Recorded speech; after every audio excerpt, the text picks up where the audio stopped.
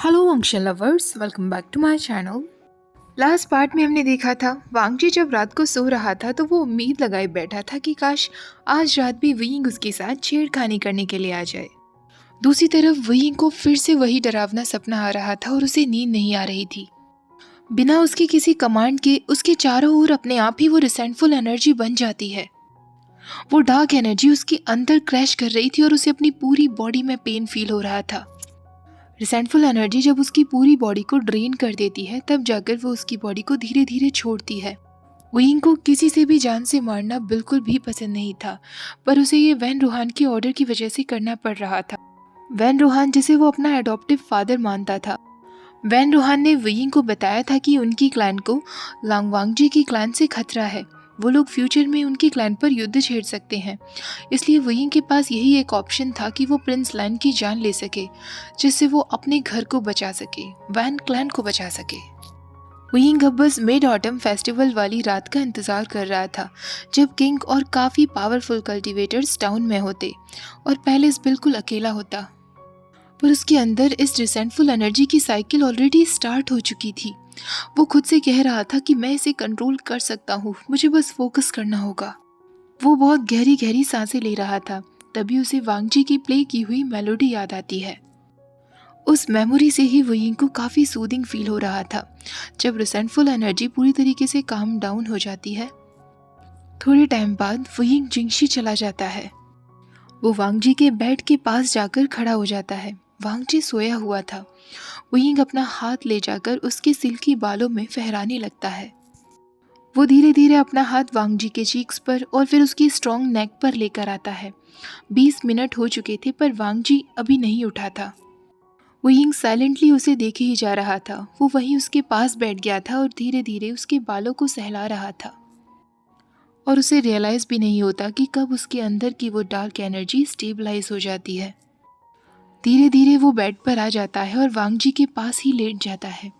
वो वांगजी को देखकर कहता है, हंगुंजुन, पता नहीं क्यों पर आपके पास मुझे इतना कंफर्ट क्यों फील होता है। अब वो उसके चीक्स पर हाथ रखते हुए कहता है, आप सच में बहुत ब्यूटीफुल हैं, इतनी ज़्यादा ब्यूटीफुल कि कभी कभी मुझे अंदर ही अंदर पेन होता है।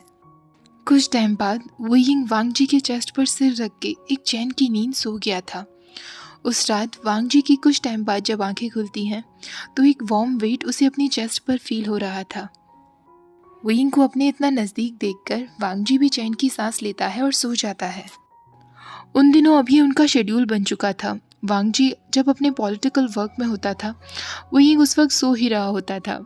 7 बजे करीब वांगजी उसे आकर उठाता था, उसके लिए ब्रेकफास्ट लेकर आता था, बल्कि कभी कभी तो वो विंग के लिए लंच भी लेकर आता था। विंग को अपने सामने खाना खाता हुआ देखकर उसे बहुत अच्छा फील होता था। वो विंग की लेट उठने वाली हैबिट को बदल तो नहीं पा रहा था, बल्कि उसे विंग को लेट उठता हुआ देखकर अच्छा लगने लगा था। विंग के लंच कर लेने के बाद वो दोनों फिर से उस ओल्ड लैंड बुक की रिसर्च में लग जाते थे। उन्होंने सक्सेसफुली काफ़ी सारे म्यूजिक टोन्स को रिस्टोर कर लिया था। वांगजी तो अब बिल्कुल नहीं चाहता था कि विंग क्लाउडसेस छोड़कर भी जाए। मॉर्निंग टाइम जो वो विंग के साथ बिताता था वो उसका फेवरेट पार्ट बन गया था। फिर भी वो अपने इनसाइड थॉट्स को अपने अंदर ही रखता था और विंग के सामने जाहिर नहीं होने देता था। आफ्टरनून के समय वांगजी बिजी हुआ करता था और विंग कोई ना कोई तरीका निकालता था समय बिताने के लिए। कभी कभी वो बैक माउंटेन पर चला जाता था, जहाँ काफ़ी सारे क्यूट क्यूट बनीज थे जिनके साथ वो खेलने में लग जाता था। एक आफ्टरनून के वक्त जब वो बैक माउंटेन पर उन्हीं बनीज को विजिट करने के लिए गया था, उसका सामना एक लैंड डिसेबल से होता है जिसने वही वाइट कलर के रोब्स पहने हुए थे। वो विंग को देखकर कहता है, आप मास्टर वे है ना? विंग शॉक्ड होते हुए कहता है, तुमने मुझे पहचान लिया? क्या मैं इतना फेमस हूँ?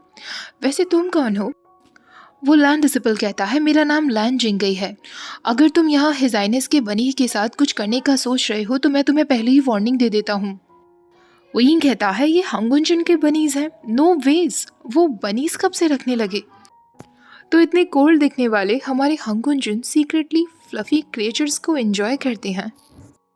मैं तो बस यहाँ इन बनीज को खाना खिलाने के लिए आया था, जो मैं कब से करता आ रहा हूँ। मुझे नहीं पता था कि मैं सीक्रेटली हंगुंजन के पेट्स को फीड करवा रहा हूँ। जिंगी कहता है, तुम हंगुंजन के बनीज को खाना खिलाते आ रहे हो, इसलिए ये इतने ज़्यादा राउंड होते जा रहे हैं। वहीं घसने लगता है। तभी वो लैंड डिसेबल वहाँ से पहले से वापस चला जाता है। अब एक दिन आफ्टरनून के समय वहीं काफ़ी बोर फील कर रहा था, तो वो ट्रेनिंग फील्ड्स में जाता है। वहाँ उसका सामना एक बार फिर लैंड जिंगे से होता है। जिंगी वहाँ ट्रेनिंग फील्ड में अपने एम को शूट करना सीख रहा था। जब वो कुछ गलतियाँ करता है तो विंग उसके पास जाता है और उसे टारगेट को एम करना सिखाने लगता है। तभी वहाँ कुछ डिसिपल्स और थे जो आपस में बातें कर रहे थे, ये तो वही मैन है ना जिसे हंगुंचन लेकर आए हैं। मैंने सुना है कि एक डिसिपल ने रात के वक्त इसे जिंगशी में जाते हुए देखा था। तभी एक दूसरा डिसिपल कहता है हंगुंचन ने इससे कुछ कहा नहीं। तभी एक डिसिपल जिसका नाम लैन सिजुए था वो विंग के पास आता है और उससे कहता है आपका नाम मास्टर वे है ना। विंग मुस्कुराते हुए कहता है हाँ। सिजुए कहता है मेरा नाम लैन आयुएन है। क्या आप भी हमारे साथ ट्रेनिंग करना चाहेंगे? शायद आप हमें कुछ एडवाइस भी दे सकेंगे। विंग को सिजुए का बात करने का तरीका काफ़ी अच्छा लगता है। सिजुए से काफ़ी वेल मैनर्ड और इंटेलिजेंट लगता है। अब वो इन डिसिपल के साथ प्रैक्टिस कर ही रहा था। तभी हवा में वो बीचेन उड़ते हुए देखता है और उस बीचेन पर लांग वांगजी था। उसके लंबे लंबे बाल हवा में लहर रहे थे। सारे डिसिपल्स वांगजी को देखकर एकदम शांत हो गए थे और वहीं की नज़र बस वांगजी पर ही थी। वो उसे देखकर मुस्कुरा रहा था। तभी वांगजी वहीं के पास आकर लैंड होता है। डिसिपल्स थोड़े से टेंस्ड अप तो दिख रहे थे, पर वो अपनी प्रैक्टिस बंद नहीं करते। उन्हें इंस्ट्रक्शंस दिए गए थे कि चाहे ट्रेनिंग फील्ड में कोई भी क्यों ना आए, उन्हें अपनी प्रैक्टिस को नहीं रोकना है। जहाँ डिसिपल्स सारे टेंस्ड अप दिख रहे थे, वहाँ विंग वांगजी को देखकर काफ़ी कंफर्टेबल फील कर रहा था। वो उससे कहता है हंगुंजन, तुम्हारे डिसिपल्स सच में कितने वेल बिहेव्ड हैं। बिना किसी सुपरविजन के भी ये कितने अच्छे से प्रैक्टिस कर रहे थे। वांगजी कहता है इन्हें इंस्ट्रक्शंस दिए गए हैं, अगर ये इंस्ट्रक्शन को फॉलो नहीं करते तो इन्हें पनिशमेंट्स मिलती। विंग मुस्कुराते हुए कहता है किस तरीके की पनिशमेंट? वांगजी कहता है इन्हें रूल्स कॉपी करने होते, वो भी हैंड स्टैंड्स करते वक्त। ये सुनकर विंग की आंखें खुली की खुली रह जाती हैं। पर वो वांगजी से कहता है एनीवेज, आज आपका दिन कैसा था? आज आप काफ़ी लेट आए हैं, शायद आप काफ़ी दूर गए होंगे ट्रैवल करते हुए। वांगजी हाँ में सिर हिलाते हुए कहता है हाँ, कुछ दूरी पर कुछ फियर्स कॉर्प्सेस को नोटिस किया गया है। अभी तो उन कॉर्प्सेस को शांत कर दिया गया है, पर उनकी सोर्स क्या थी ये अभी तक अननोन है। विंग कहता है मैं समझ गया, इसका मतलब सोर्स को जल्दी ही पता करना होगा इससे पहले कि नई फियर्स कॉर्प्सेस बनने लगें। क्या तुम कल कहीं जा रहे हो? वांगजी कहता है हाँ। इस आंसर से विंग थोड़ा सा डिसअपॉइंटेड दिखने लगता है। वांगजी भी उसके डिसअपॉइंटेड फेस को देख रहा था। तभी वो विंग की थोड़ा नज़दीक बढ़ता है। विंग उससे पूछता है अगर तुम चाहो तो कल मैं भी तुम्हारे साथ चल सकता हूँ। वांगजी तुरंत हाँ कर देता है। अगले दिन वो दोनों अपनी स्पेशल सोर्ड्स बुलाते हैं और उस जगह के लिए निकल जाते हैं जहाँ पर फियर्स कॉर्प्सेस का इंसिडेंट हो रहा था। विंग वांगजी से कहता है कि एक बहुत ही अच्छा चांस होगा देखने का कि हमने जो बुक्स में स्पेल्स तैयार की हैं वो वर्क कर भी रही हैं या नहीं। वांगजी सिर्फ कहता है। कुछ घंटों में ही वो दोनों उस जगह पहुंच जाते हैं। वो प्लेस अपनी हॉट स्प्रिंग्स के लिए काफ़ी फेमस था। वहाँ सारे विजिटर्स जा चुके थे जब से उन्हें वहाँ फियर्स कॉर्प्सेस होने का पता चला था।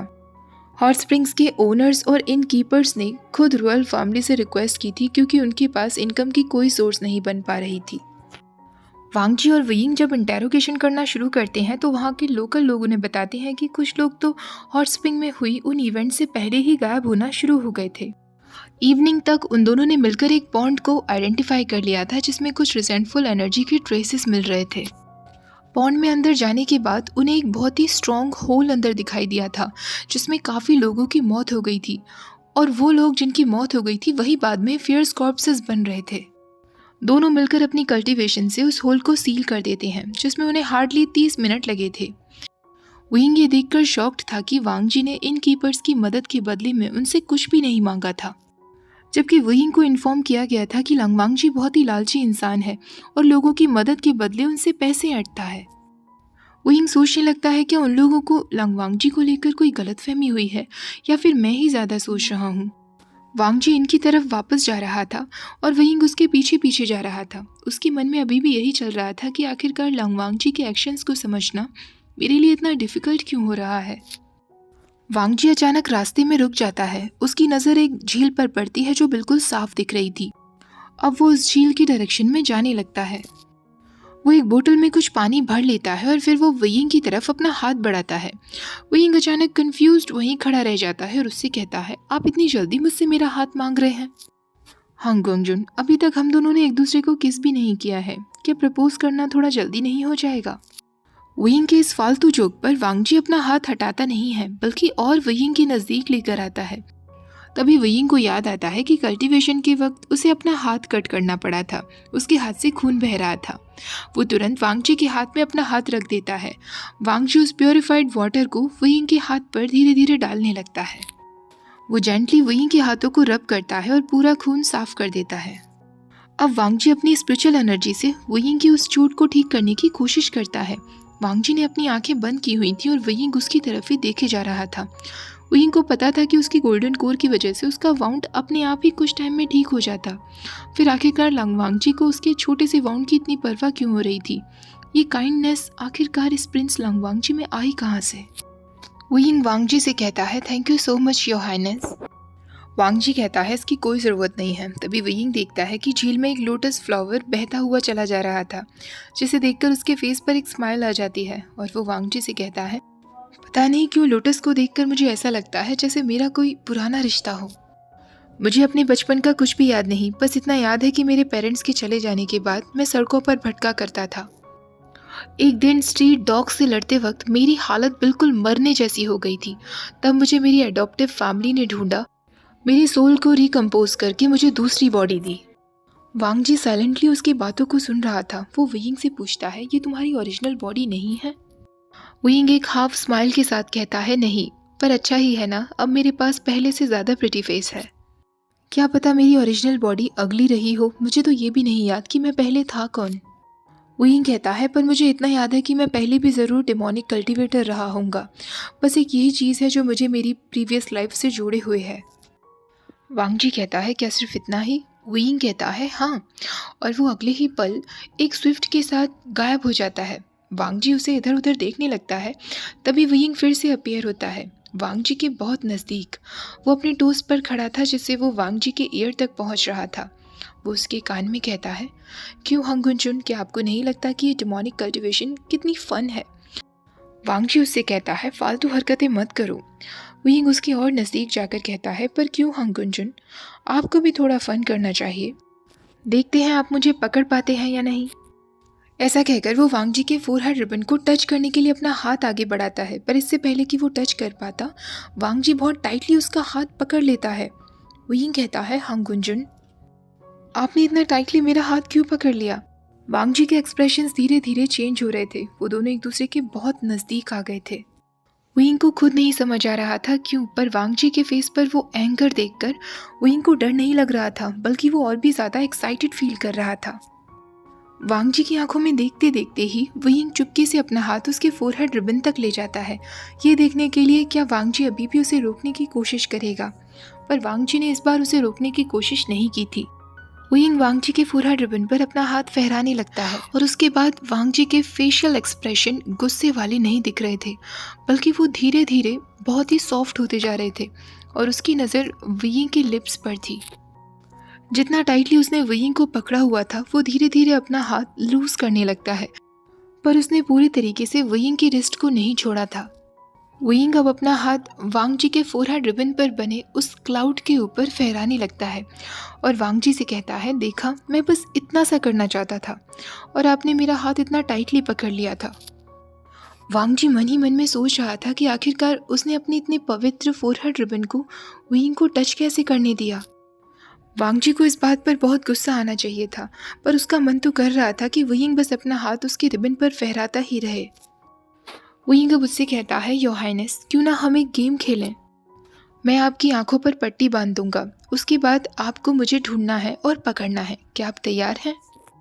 वांगजी हाँ में सिर हिला देता है। वयिंग उसका फोरहेड रिबन लेता है और उसकी आंखों पर बांध देता है।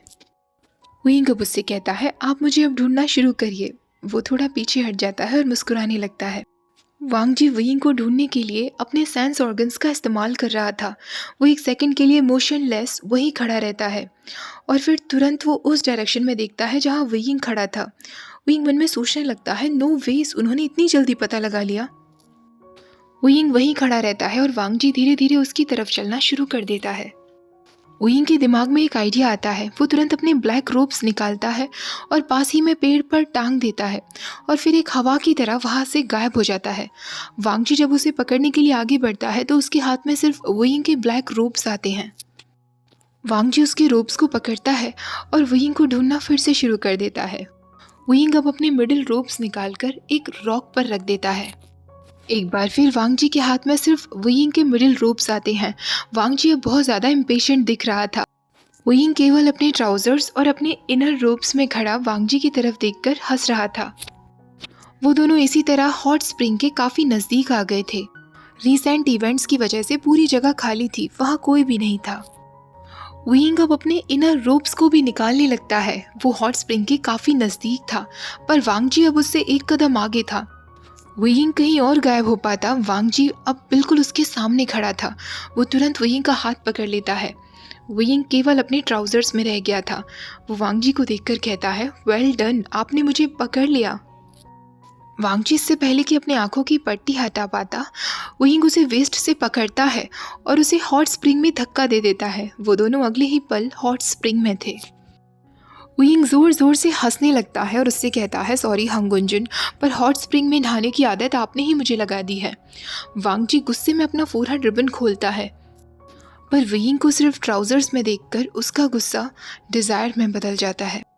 ओके गाइस, आज का पार्ट यहीं ख़त्म करते हैं। आप लोग समझ ही गए होंगे कि कल का पार्ट कितना हॉट और रोमांटिक होने वाला है, तो कल के पार्ट का ज़रूर आप लोग वेट करिएगा। आज का पार्ट कैसा लगा है प्लीज़ कमेंट में ज़रूर बताइएगा। वीडियो अच्छी लगी हो तो वीडियो को लाइक, शेयर, चैनल को सब्सक्राइब करना मत भूलिएगा। Thank you for watching, bye bye.